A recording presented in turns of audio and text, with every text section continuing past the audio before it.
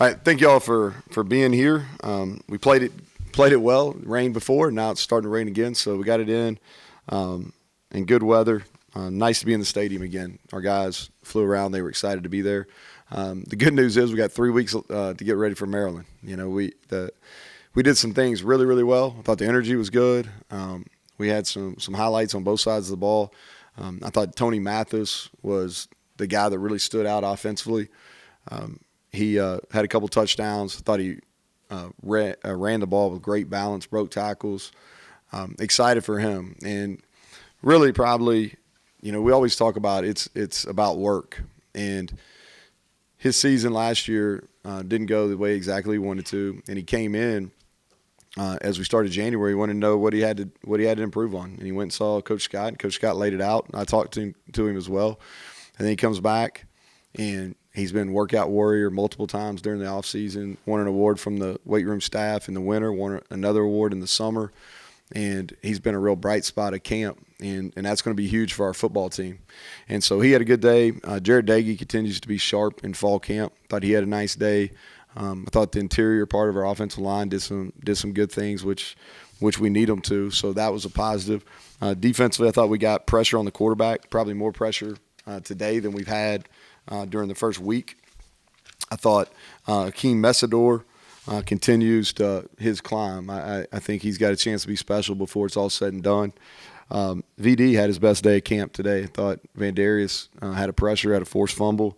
Linnell Carr with the twos really had some nice one-on-one pass rushes where he won.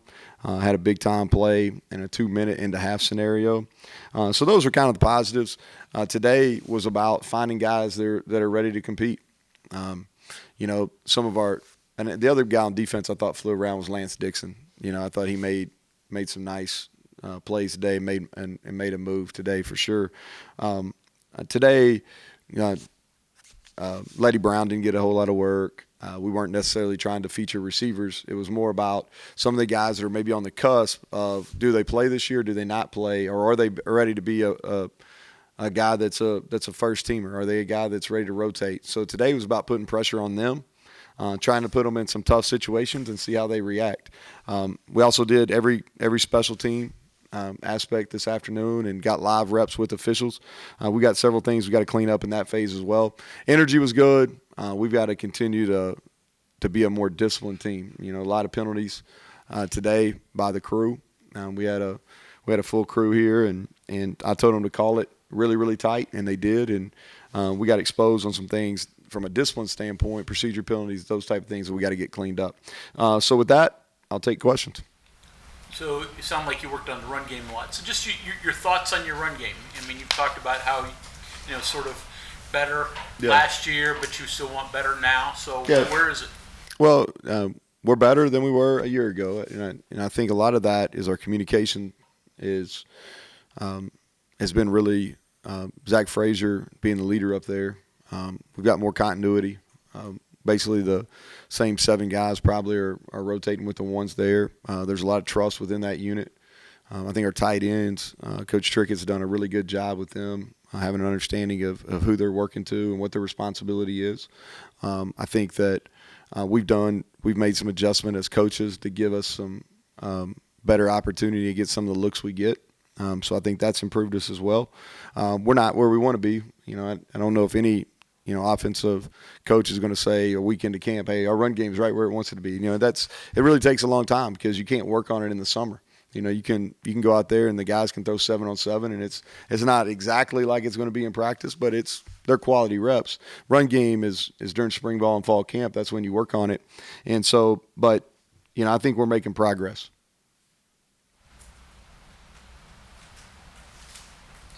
Does today begin the process of narrowing down who you're going to use for reps for Maryland? We're going to we'll take it. We're going to go right through the 24th. Yeah, so we'll go Friday night under the lights and have another good run, very similar to today. And then we'll go Tuesday the 24th, and we won't tackle, but we'll do a lot of team. And so we'll take all those decisions right up to the 24th. Today was kind of about exposing some bad habits, honestly. You know, as coaches, we got on the sideline and let them play. And so, you know, we had we had some mistakes. Several procedure penalties, some defensive miscommunication. We've got to clean up our tackling. Our tackling wasn't what it needs to be, but today was the first day we've tackled as well. So we've got some things to work on, which we knew we would. I always tell our staff, hey, after the first scrimmage, that's when it starts, okay? Because you see practice, everything's kind of controlled, but you get to that first scrimmage, and now you know where you're really at. So how much better can we get between right now, okay, because we're going to go right to a staff meeting as soon as this is done, from right now until the 25th when we start Maryland prep, how much better can we get? Because that's right now is when it starts. A couple of individuals in the offensive line you haven't talked a whole lot about. Jordan White, saw him play some center the other day, so swing guy inside, I guess. And then also, just your thoughts of Milam's progression. Yeah, so let's talk about Jordan White first. He's rotating a guard in at center. And we're getting reps for Jordan and Gamitter at center. And they've done a nice job. Today was the first time in a true scrimmage situation that Jordan got in there. And I thought he handled himself well, really. That's a new position for him. It's going to take some time, but he's really embraced it, and he's doing a nice job with it. And then Wyatt Milam, the thing I love about Wyatt is he plays with a motor. He plays hard. He's extremely athletic. He stays in good football position all the time. The game's fast for him right now, and he's getting challenged by some really good defensive linemen, but I think he's up for it. He's a guy that's definitely going to contribute this year. Neal, with going back to the 4-game redshirt rule this year, at what point do you want to make decisions on guys, whether or not you redshirt somebody? Yeah, probably the 25th. That's when we're going to start our Maryland prep, so we'll give it till then. And it's really more a decision about, okay, what guys do we want to play early to see if they're ready? And then what guys do we know aren't ready? And let's put them in our developmental program, which what they do is they start not going to position meetings. We use that time, that Kara time, to go in the weight room. And so that's the type of decisions we'll make starting on the 25th.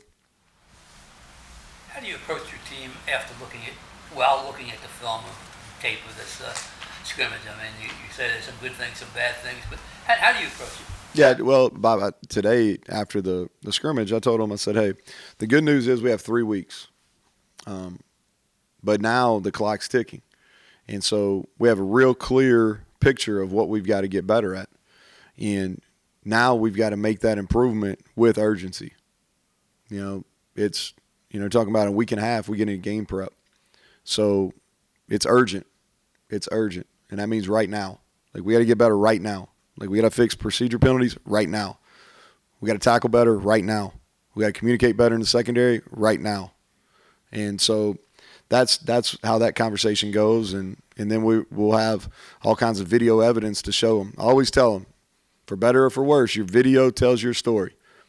You tell me you're a disciplined guy, I shouldn't see penalties. You tell me you're a physical player, I should turn on the video and I should have no doubt you're a physical player. So your video tells your story. We're getting ready to watch it. We got a lot of plays to watch, and then we'll go about getting it fixed.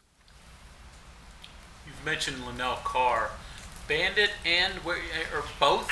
Where does he actually? Yeah, playing both. Trying to get him in that bandit position where we can move him around. He's probably our best natural pass rusher as far as being able to. He's got great ball get off. He's really good with his long arm.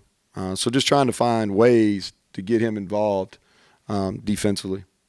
Is Torres Simmons in a similar position as Torres is playing all DN, and he's competing for that backup position behind Taj. Taj Austin's has had a really nice camp. A little quiet today, but we didn't put him in a whole bunch of live situations just because of his injury history, but he's been extremely active during the first week of camp here. So besides Torres, who else would be competing for the backup behind Austin? Let's see, Coach put me on spot here. So it is Torres, and we're bouncing Dante and Akeem. They're playing some outside as well. And then Eddie Watkins is playing defensive end. Let's see. I think that's it because we flipped Linnell over. Oh, and big Durrell. Yeah, I knew I was slipping right there, Darrell. Penalties. The penalties creating concentration and experience. Yeah, a lot of eagerness. I mean, I can probably get up here and excuse them, but then that would mean I'm allowing it.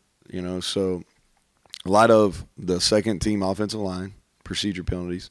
Some of the wideouts that haven't played a whole lot, moving before the snap. The quarterback's not allowing guys to get set before they motion. Things like that. But we've got to get them fixed.